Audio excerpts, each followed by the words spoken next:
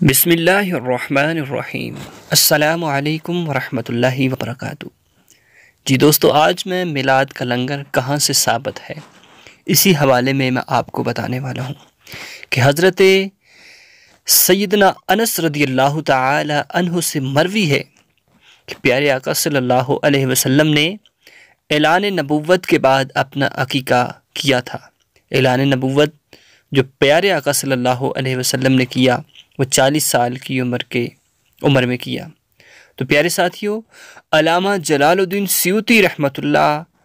علیہ فرماتے ہیں کہ دراصل رسول کریم صلی اللہ علیہ وسلم کا عقیقہ تو آپ کے دادا جان حضرت عبد المطلب رضی اللہ تعالی عنہ نے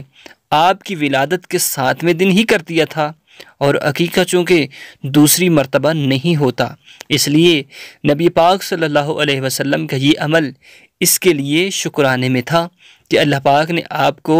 رحمت للعالمین بنا کر بھیجا ہے، اور اس لیے بھی تھا کہ آپ کی امت اس پر عمل کرے۔ لہٰذا ہمارے لیے مستحب ہے کہ ہم اجتماع میلاد کر کے لوگوں کو کھانے کھلا کر، خوشیاں منا کر اور دیگر نیک کام بجا لا کر حضور صلی اللہ علیہ وسلم کی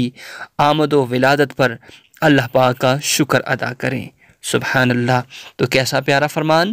آپ نے جو سماعت کیا، تو آپ بھی پیارے آقا صلی اللہ علیہ وسلم کی ولادت کی خوشی میں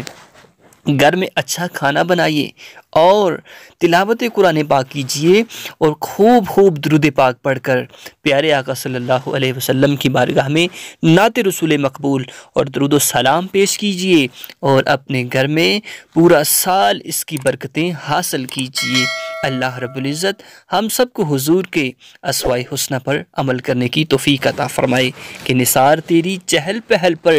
ہزاروں عیدیں ربیع الاول کے سوائے ابلیس کے جہاں میں سبھی تو خوشیاں منا رہے ہیں۔